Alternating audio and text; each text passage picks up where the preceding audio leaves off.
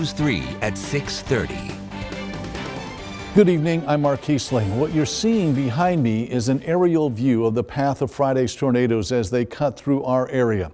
Thanks to Black Diamond Aviation, Storm Track 3 Chief Meteorologist Nick Hausen and Meteorologist J.C. Briand both got a unique view of that tornado damage. They started in the Missouri Boot Heel, tracked across northwest Tennessee and into western Kentucky.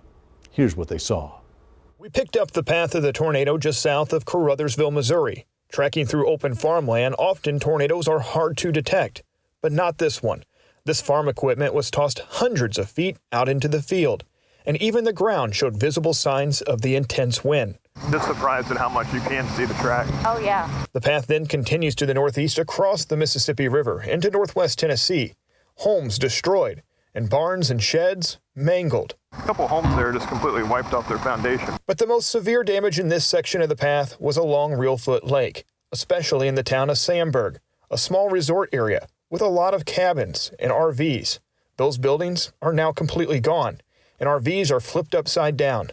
Debris scattered in the trees and fields to the northeast for hundreds of yards.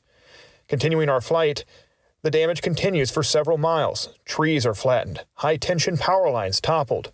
But near the Tennessee and Kentucky line, the damage path stops, at least for a while, indicating a break in the tornado. And it was likely a separate tornado that roared across western Kentucky. And the path may not actually be longer than the 1925 Tri-State tornado, which tracked 219 miles, something the National Weather Service will officially determine in the coming days. The damage becomes visible again just southwest of Casey, Kentucky, indicating the start of another tornado path. And that track was continuous to the northeast to Mayfield. Once in Mayfield, the strength of the tornado is clearly evident. Industrial buildings on the southwest side of town, including the candle factory, where emergency workers and volunteers tried so desperately to rescue and find as many people as possible. Now those buildings unrecognizable among the mangled metal. And in town, some homes with just parts of the roof removed, others completely demolished. And the Graves County Courthouse missing its signature steeple, with a hole now in the roof looking straight into the floors below. We then continued our flight to the northeast. This was one area where you could see the tornado's path through the treetops and debris for miles ahead, a sheer witness to the power of this storm. But as we got closer to Kentucky Lake, one of the hills, bare of trees and bare of homes, the Cambridge Shores area. This is where we found the worst of the damage along our flight. Hardly a tree left standing, only the concrete pad where a house once stood.